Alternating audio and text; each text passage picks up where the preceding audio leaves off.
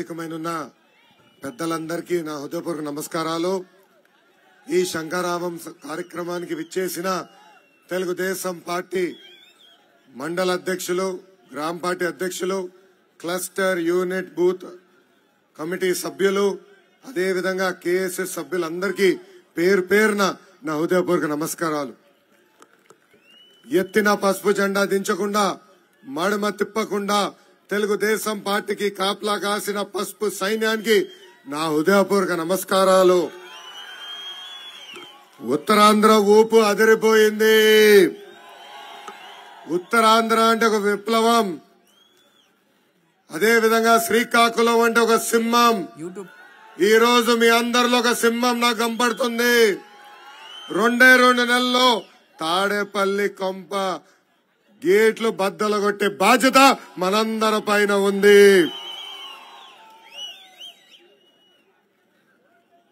గరిమెల సత్యనారాయణ గారు, సర్దార్ గౌతు లచ్చన్న గారు, ఎర్రం నాయుడు గారు జన్మించిన గొప్ప నేల శ్రీకాకుళం నేల. అరసవెల్లి సూర్య దేవాలయం ఉన్న పుణ్యభూమి ఈ శ్రీకాకుళం భూమి. ఇంత పవిత్రమైన భూమిపై ఈ రోజు నేను మాట్లాడటం నా అదృష్టంగా భావిస్తున్నాను.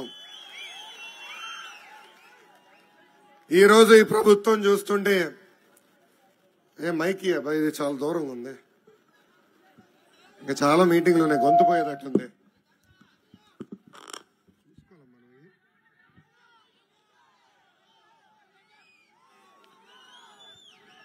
ఈ రోజు ఈ ప్రభుత్వం చూస్తుంటే నాకు ఒక విషయం అర్థమైంది. జగన్ పని అయిపోయింది. ఇది నేను చెప్తాం కాదు, వైకాపా పార్టీకి చెందిన ఎమ్మెల్యేలు, ఎంపీలే చెప్తున్నారు. ఎన్నికల ముందల 25 ఎంపీలు గెలిపించండి, ఢిల్లీ మెడ వంచి ప్రత్యేక హోదా తీసుకొస్తా అన్నారు. ప్రజలు 31 ఎంపీలు ఇచ్చారు. ఆ 31 ఎంపీలు తీసుకెళ్లి కేసుల మాఫీ కోసం కేంద్ర ప్రభుత్వానికి తాకట్టు పెట్టిన వ్యక్తి ఈ జగన్. అందుకే ఎంపీల్లో కూడా జగన్ పైన నమ్మకం కోల్పోయారు. మొన్న జగన్ ఢిల్లీకి వెళ్తే 31 మందిలో కేవలం 6 జగన్ వెనక వెళ్లే పరిస్థితి వచ్చింది. అక్కడ ఢిల్లీలో ఉన్న వైకాపా ఎంపీలు కూడా బాయ్ బాయ్ జగన్ చెప్పే పరిస్థితి మనందరం చూసాం. ఎన్నికల ముందల పెద్ద ఎత్తున ఎమ్మెల్యేలు గెలిపించండి, వారంలో సిపిఎస్ రద్దు చేస్తా అన్నాడు. 151 సీట్లు గెలిచాడు. 4 సంవత్సరాలు 10 నెలలైంది. ఆ సిపిఎస్ రద్దు కాదు కదా, ఉద్యోగస్తులు మాయం చేసి జీపీఎస్ తీసుకొచ్చాడు, రివర్స్ ఫిట్మెంట్ తీసుకొస్తాడు. ఇది చూసి ఎమ్మెల్యేలు కూడా బాయ్ బాయ్ జగన్ చెప్పే పరిస్థితి ఈ రోజు మనందరం ఆంధ్ర రాష్ట్రంలో చూస్తున్నాం. జగన్ ఈ రోజు ప్రపంచంలో ఎక్కడ లేని కొత్త పథకం తీసుకొచ్చాడు.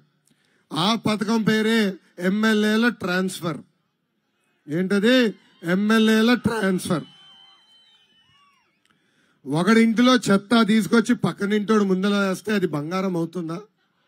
అలాంటిది ముఖ్యమంత్రి గారే, ఈ జగనే ఈ ఎమ్మెల్యే చెత్త, కానీ ఈ నియోజకవర్గంలో కాదు పక్క నియోజకవర్గంలో పెడితే బంగారం అయిపోతాడంట.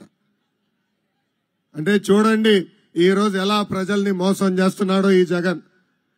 ఇక్కడున్న ప్రజలందరూ ఒకటే గుర్తు పెట్టుకోవాలి, ఎప్పుడైతే ఈ ఎమ్మెల్యే ట్రాన్స్ఫర్ కార్యక్రమం ప్రారంభించాడో ఆ రోజే జగన్ ఓటుమి ఒప్పుకున్నాడు. ఇప్పుడు మిమ్మల్ని అందరినీ ఒక ప్రశ్న అడుగుతున్నా, బాబాయిని చంపింది ఎవరబ్బా? బాబాయిని చంపింది ఎవరు? పిన్ని తాలిబొట్టు చంపింది ఎవరు? అబ్బాయే బాబాయిని చంపేశాడు, అబ్బాయే పిన్ని తాలిబొట్టు తెంపాడు. ఇది ఎవరు రక్త చరిత్ర? జగనాసుడ రక్త చరిత్ర. ఎన్నికల ముందల ఏం చెప్పారు? చంద్రబాబు నాయుడు గారే చంపారన్నారు. ఈ రోజు ఛార్జ్ షీట్ లో ఎవరు? సొంత బంధు, వాళ్ళ పార్టీకి చెందిన ఎంపీ అవినాష్ రెడ్డి. ఇంకా రేపో మాపో A9 లో జగన్ పేరు కూడా రాబోతుంది.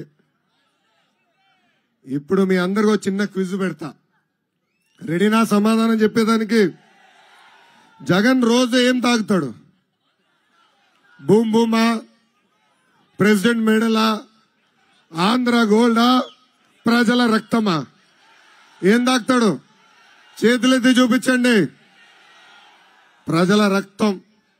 ఈరోజు క్వార్టర్ బాటిల్ తాగే వ్యక్తి దగ్గర నుంచి ప్రతిరోజు 25 రూపాయలు జే ట్యాక్స్ కట్టించుకుంటున్నాడు. ఇది ప్రభుత్వ పన్ను కాదండి, ఇది ముఖ్యమంత్రి గారు వేసే సెల్ఫ్ పన్ను, జగన్ పన్ను, జే ట్యాక్స్. ఇది నేరుగా ఆయన జోబులోకి వెళ్తుంది. అంటే సంవత్సరానికి 9,000 రూపాయలు, 5 సంవత్సరాలు 45,000 రూపాయలు జే ట్యాక్స్ ద్వారా వసూలు చేస్తున్నాడు. ఈరోజు ఆ ముందు చూస్తే విషం కనే ప్రమాదం. నేను ఒక బాటిల్ ల్యాబ్కి పంపించి టెస్ట్ చేపించా. అక్కడ అధికారులు ఏం చెప్పారో తెలుసా? పంట పొలాల్లో పురుగు మందు కొడితే పురుగు సస్తుందో తెలియదు, కానీ ఇది కానీ కొడితే పురుగులన్నీ పారిపోతాయి అని చెప్పారు. అలాంటి మందు అమ్ముతున్నాడు. ఏమ్మా ఎన్నికల ముందల ఏం చెప్పాడు? 2019 ముందల ఏం చెప్పాడు? సంపూర్ణ మద్యపాన్ నిషేధం చేసిన తర్వాతనే వచ్చి ఓట్లు అడుగుతా అన్నాడు. మద్యపాన్ నిషేధం జరిగిందా? మద్యం తయారు చేసేది ఆయనే, బాటిల్లో నింపేది ఆయనే, అమ్మిచ్చేది కూడా ఆయనే. ప్రతి షాప్ కి టార్గెట్ ఇచ్చి వైకాపా నాయకుల ద్వారా ఈ రోజు మద్యం అమ్మిస్తున్నాడు. ఈ జగన్ చూస్తే నాకు ఒక కట్టింగ్ ఫిట్టింగ్ మాస్టర్ గుర్తొస్తాడు. ఏంటది? Cutting fitting master. ఈ జగన్ కి 2 బట్టలు ఉన్నాయమ్మా. మీ కంపెనీ ఒక బటన్, అది బులుగు బటన్, కానీ బల్ల కింద ఒక ఎర్ర బటన్ ఉంటుంది తల్లి. బులుగు బటన్ నొక్కుతాడు తల్లి, 10 రూపాయలు అకౌంట్ లో పడుతుంది. అదే క్షణం బల్ల కింద బటన్ నొక్కుతాడు, 100 రూపాయలు ఉషాన్ పోతుంది. ఎలా పోతుందో కూడా చెప్పాలి కదా. 9 సార్లు కరెంటు ఛార్జీలు పెంచి బాధుడే బాధుడు. ఆర్టీసీ ఛార్జీలు 3 సార్లు పెంచి బాధుడే బాధుడు. ఇంటి పన్ను, చెత్త పన్ను, రేప మాప ఇంట్లో కుక్కుంటే కుక్క పైన కూడా పన్నేస్తాడు ఈ జగన్. వాలంటీర్ వాసు రేప మాప ఇంటికి వస్తాడమ్మా, గొట్టం పట్టుకొచ్చి ఇలా ఉఫ్ అని ఊదమంటాడు. ఊదత్ తల్లి, ఊదితే అమ్మా ఇంత గాలి పీల్చుతున్నారా అని గాలి పైన కూడా పన్నేస్తాడు ఈ జగన్. గ్యాస్ ధర పెంచాడు, పెట్రోల్ ధర పెంచాడు, డీజిల్ ధర కూడా పెంచి ప్రజల్ని పీడిస్తున్నాడు ఈ జగన్. ఇంకా కట్టింగ్ మాస్టర్ అని చెప్పా కదా, అన్న క్యాంటీన్ కట్, పండగ కానుకల కట్, ప్రమాద బీమా cut, best available school cut, 6 లక్షల వృద్ధులకు రావాల్సిన pension cut, drip irrigation cut, ఇట్లా 100 సంక్షేమ కార్యక్రమాలు కట్ చేసిన ఏకైక ముఖ్యమంత్రి ఆంధ్ర రాష్ట్ర ముఖ్యమంత్రి జగన్. ఇక్కడున్న కార్యకర్తలందరూ కూడా గుర్తుపెట్టుకోవాలి, అసలు ఆంధ్ర రాష్ట్రానికి సంక్షేమమే పరిచయం చేసిన వ్యక్తి విశ్వవిఖ్యాత నట సార్వభౌమ స్వర్గశ్రీ నందమూరి తారక రామారావు గారు. ఆనాడు 2 రూపాయలకి కిలో బియ్యం ఇచ్చారు. అదే విధంగా మహిళలకి ఆస్తుల్లో సమాన హక్కు కల్పించారు. ఆయన తర్వాత చంద్రబాబు నాయుడు గారు ముఖ్యమంత్రి అయితే ఏకంగా దీపం పథకం ద్వారా ఉచితంగా గ్యాస్ కనెక్షన్లు అందజేశారు. డ్వాక్రా సంఘాలు బాబు గారు ఏర్పాటు చేశారు.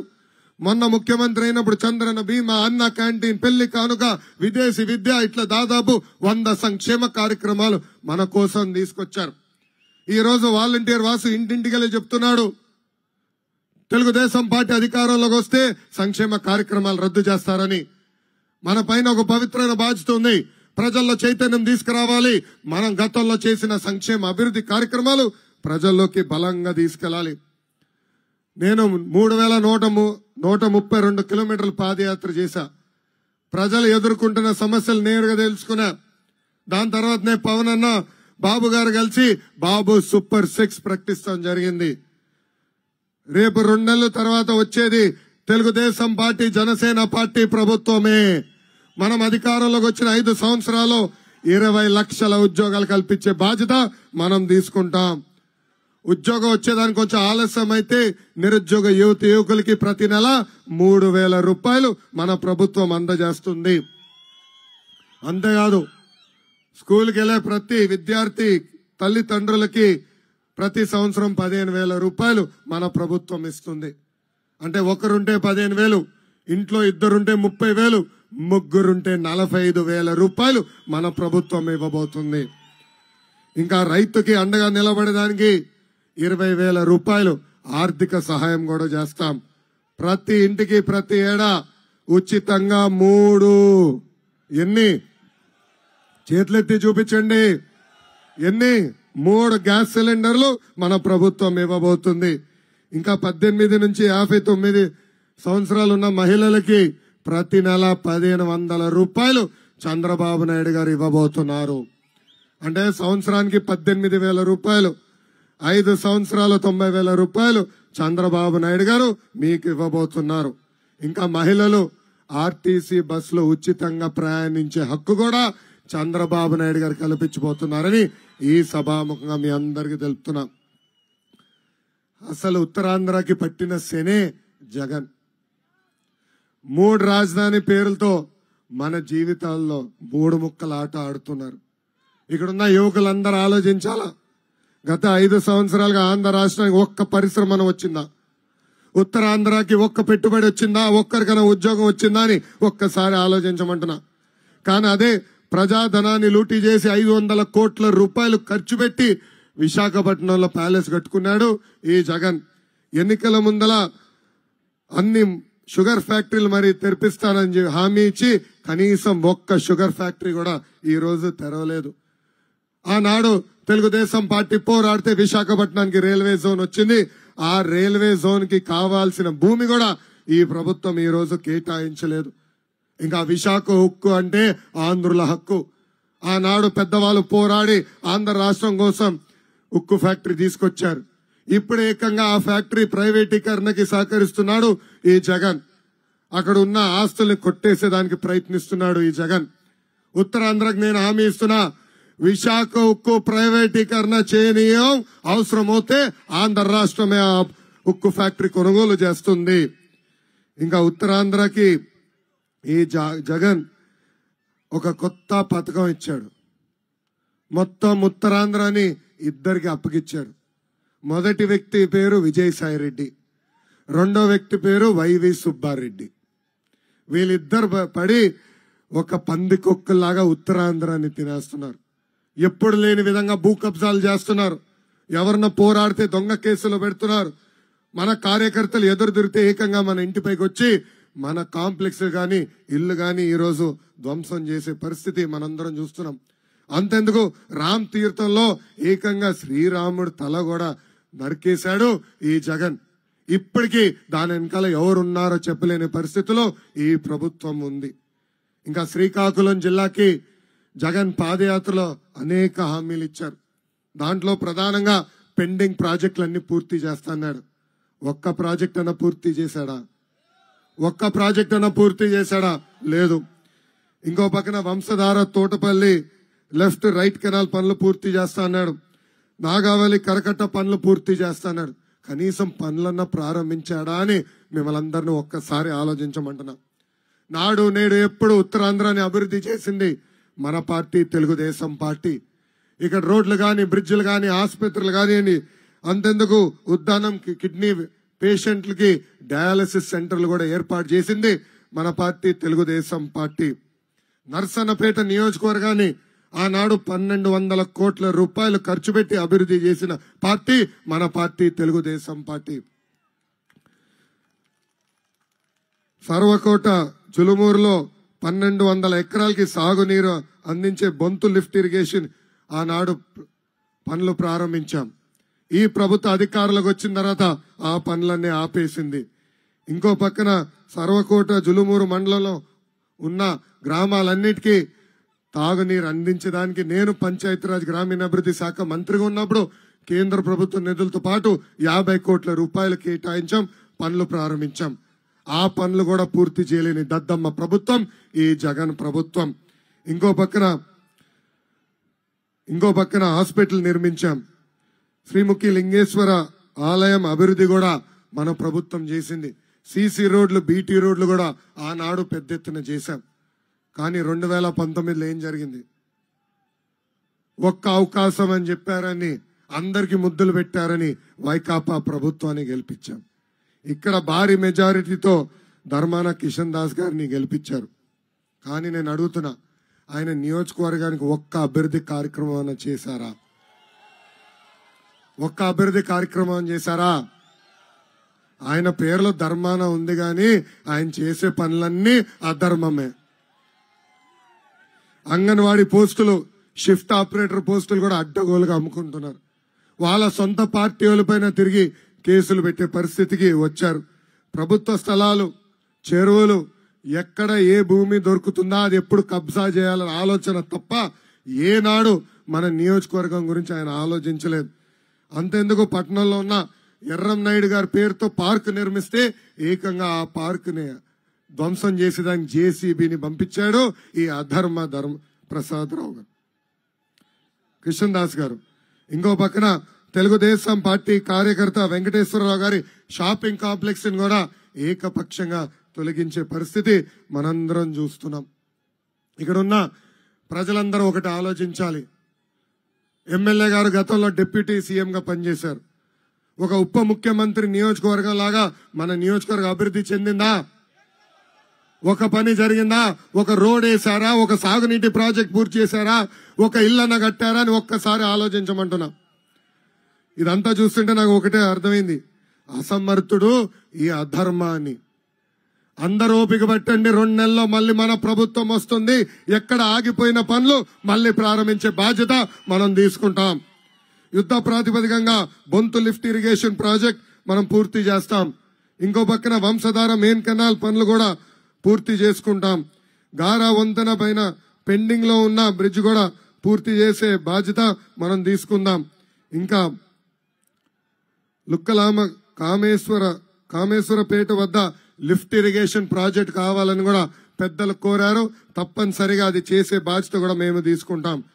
ఇంకా శ్రీముఖ లింగం ఆలయాన్ని కూడా అభివృద్ధి చేసే బాధ్యత వ్యక్తిగతంగా నేను తీసుకుంటానని ఈ సభాముఖంగా నర్సనపేట ప్రజలకి నేను హామీ ఇస్తున్నా.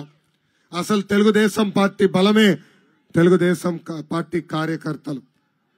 అసలు కార్యకర్తల పార్టీ అంటే దేశంలో గుర్తొచ్చే మొదటి పార్టీ తెలుగుదేశం పార్టీ. ఎంతో మంది నాయకులు పార్టీ మారినా పార్టీకి అండగా నిలబడింది తెలుగుదేశం పార్టీ. అందుకే 2014లో మీకోసం ప్రత్యేకంగా కార్యకర్తల సంక్షేమ నిధి ఏర్పాటు చేశాం. ఇప్పటికి దాదాపు 100 కోట్ల రూపాయలు ప్రమాదంలో చనిపోయిన కార్యకర్తల్ని బీమా ద్వారా మనం ఆదుకుంటాం జరిగింది. ఇది తెలుగుదేశం పార్టీకి ఉన్న చిత్తశుద్ధి. కార్యకర్తలందరూ ఆలోచించాలా.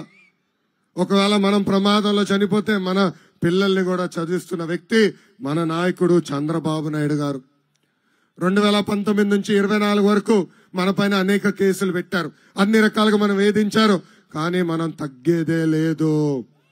నా పైన 22 కేసులు పెట్టారు, ఎస్సీ ఎస్టీ కేసు పెట్టారు, అటెంప్ట్ మర్డర్ కేసు పెట్టారు. నేను వెనక్కి తిరిగానా? నేను తగ్గానా? పాదయాత్రలు అడుగడుగునా నన్ను ఇబ్బంది పెట్టారు. వైకాపా సైకోలు పంపించి నా పైన రాలేస్తే ఏకంగా మన నాయకులు ఆమ్లెట్ వేసి తిరిగి పంపించారు. నన్ను ఎంత ఇబ్బంది పెట్టినా నేను ఆగలేదు. నా మైక్ లాక్కున్నారు, నా స్టూల్ లాక్కున్నారు. ఏకంగా నన్ను మీటింగ్ పెట్టుకోకుండా కొత్త జియో కూడా తీసుకొచ్చారు. కానీ 3132 కిలోమీటర్లు నేను నడిచాను.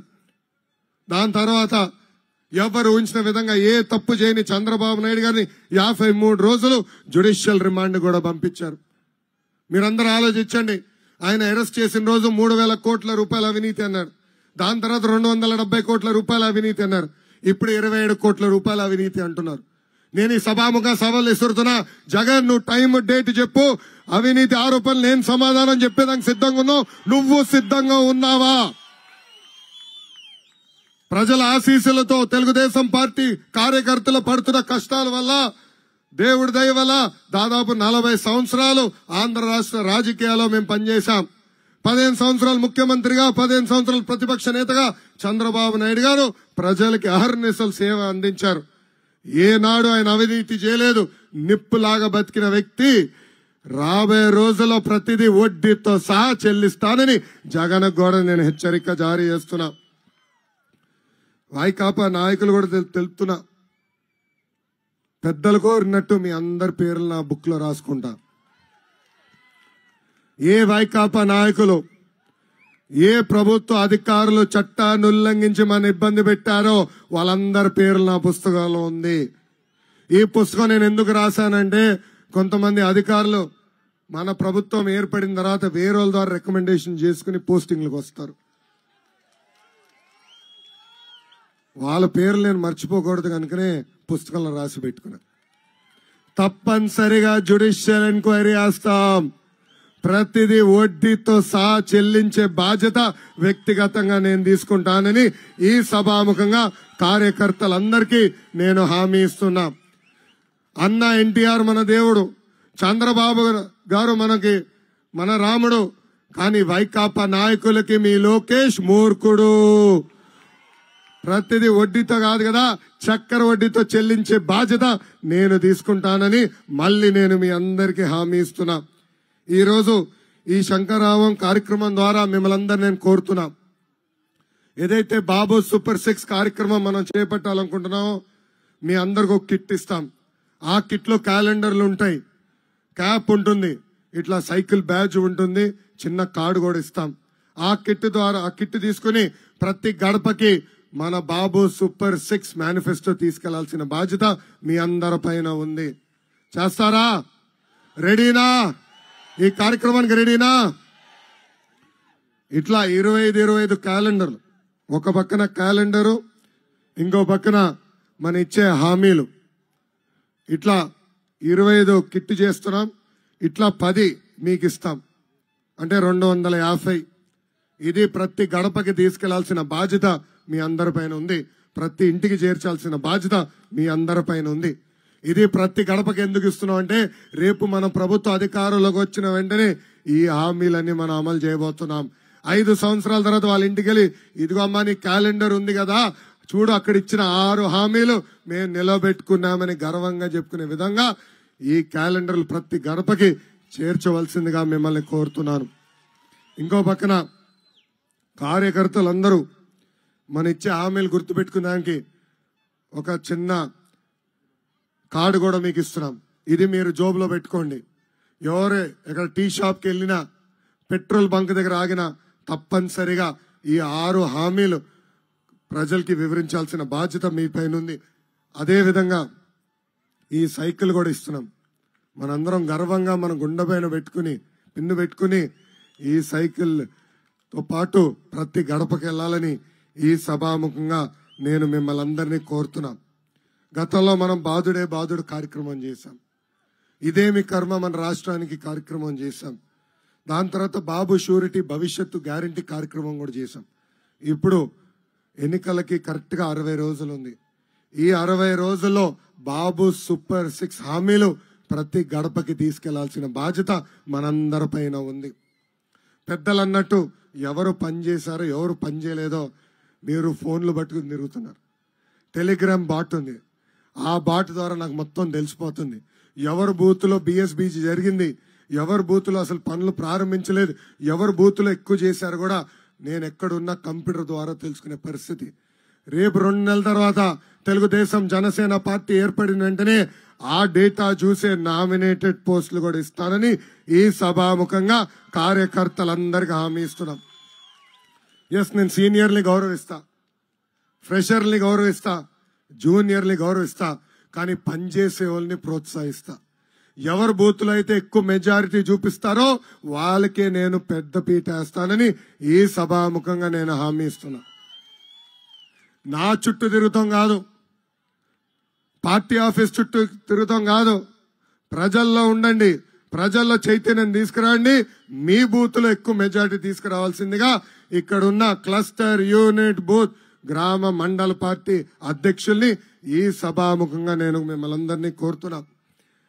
మనందరం చూసాం, చంద్రబాబు నాయుడు గారిని అరెస్ట్ చేసిన వెంటనే పవన్ అన్న పెద్ద ఎత్తున ఆనాడు స్పందించారు.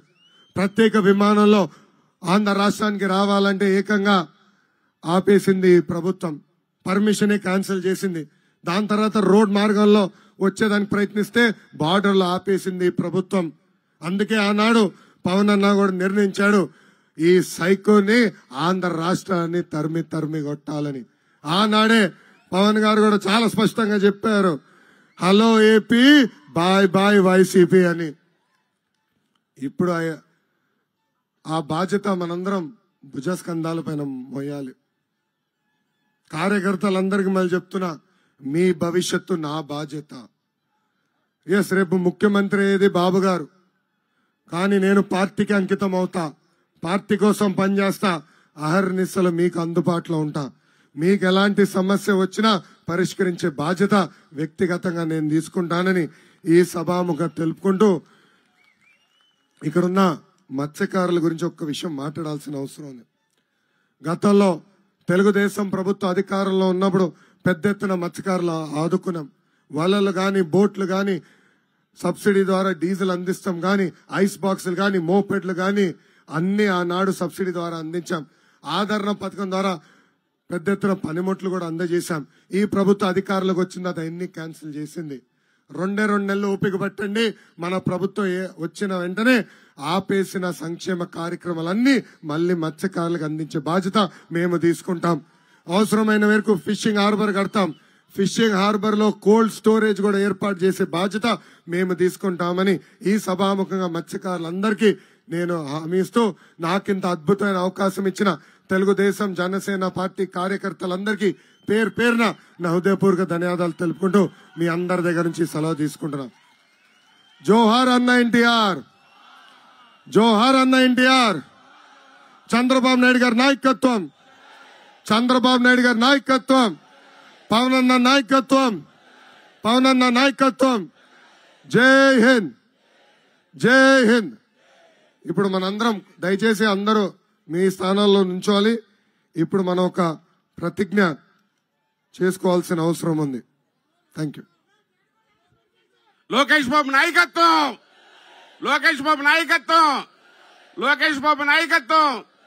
దయచేసి ప్రతిజ్ఞ కార్యక్రమం ఉంది. అవును నేను అని గుండు మీద చేసుకొని ఎవరి పేరు వాళ్ళు చెప్పాలి.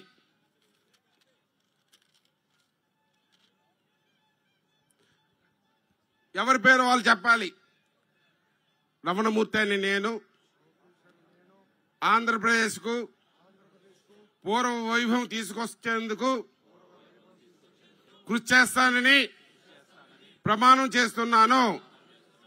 చంద్రబాబు గారు ప్రకటించిన సూపర్ 6 హామీలను ప్రతి ఇంటికి ప్రతి ఒక్కరికి చేర్చే బాధ్యత నేను స్వీకరిస్తున్నాను. 5 రోజుల్లో 250 ఇళ్లకు వెళ్లి బాబు షూరిటీ 6 హామీలు ప్రజలకు వివరిస్తాను. ఈ 2 నెలలు నిస్వార్థంగా నా సేవలను తెలుగుదేశం పార్టీ కోసం, చంద్రబాబు నాయుడు కోసం, ఆంధ్రప్రదేశ్ కోసం అంకితం చేస్తాను. ప్రతి ఒక్కరూ తెలుగుదేశం పార్టీకి, చంద్రబాబు నాయుడు గారికి ఆంధ్రప్రదేశ్ ప్రతిష్ట కాపాడేందుకు ఓటు వేసేలా కృషి చేస్తానని ప్రమాణం చేస్తున్నాను. జై తెలుగుదేశం, జై తెలుగుదేశం. చంద్రబాబు నాయకత్వం, చంద్రబాబు నాయకత్వం, పవన్ కళ్యాణ్ నాయకత్వం, పవన్ కళ్యాణ్ నాయకత్వం, లోకేష్ బాబు నాయకత్వం, లోకేష్ బాబు నాయకత్వం.